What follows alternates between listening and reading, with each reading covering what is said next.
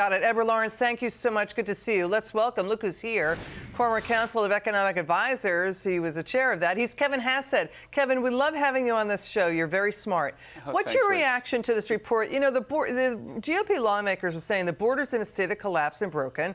Ukrainian officials admit to widespread corruption. Time magazine reports a top presidential advisor in Ukraine says people are stealing, aid money and U.S. funding right and left.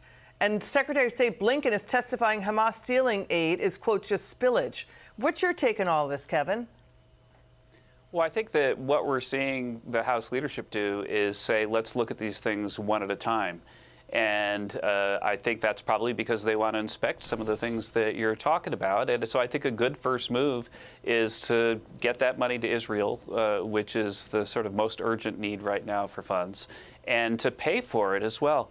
You know, you and I have talked about this before, but the deficit last year in 2023, actually this year, but last fiscal year, was about $2 trillion if you honestly count it.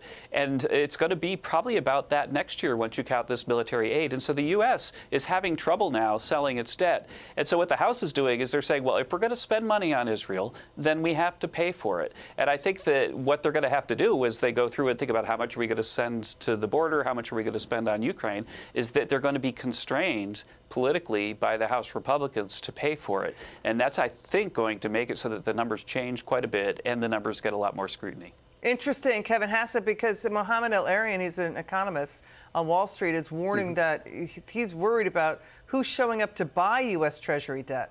I mean, it's still moving along. I mean, the yields are spiking a little bit higher, but what's your take on that? Right. Well, I think that the U.S. is going to have to sell a lot more debt because of all this new spending, and there's a big question. Yeah, like, of course, they'll be able to sell it, but the question is at what interest rate. My view is that the 10-year rate, which is sort of around 5 right now, is probably going to end up by the spring being around 6 because there's just so much issuance. Like, there is no deficit reduction that's going to happen until we have a new president, especially with all these emergencies going on around the world. And so it's a big problem for the U.S. And what I would recommend to House Republicans and to basically everybody at both parties is that they start using the sequester, which is you just proportionally lower all spending, all non-defense spending, if you're raising money for something else. Because if they don't do that, then the U.S. debt situation is going to turn into a crisis. Yeah, I mean, it's really chaotic in Washington. Let's get to this. We had anti-Israel protesters disrupting a Senate hearing featuring the Pentagon chief and also the Secretary of State. And also this, Politico is reporting former aides to Vice President Kamala Harris in her 2020 campaign, Kevin, they are reportedly collecting signatures circulating a letter calling for her to seek an immediate ceasefire and also call it a genocide by Israel. Kevin, it seems to be a split growing inside the Democrat Party. What do you think? I think that you see it on college campuses as well, Liz, that, I'm here at the Hoover Institution at Stanford, and the campus is very divided. There are a lot of people that are looking aside and not really considering the horrible brutality of the attack that happened just a few weeks ago.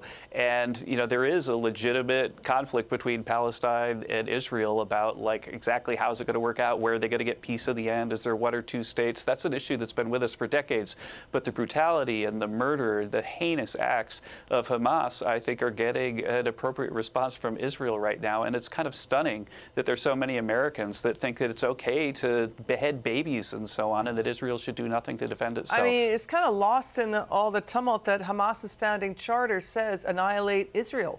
Full stop. Thank you, Kevin Hassett. Right. We appreciate you coming on the Thanks, show. Liz. It's good to see you. Still ahead.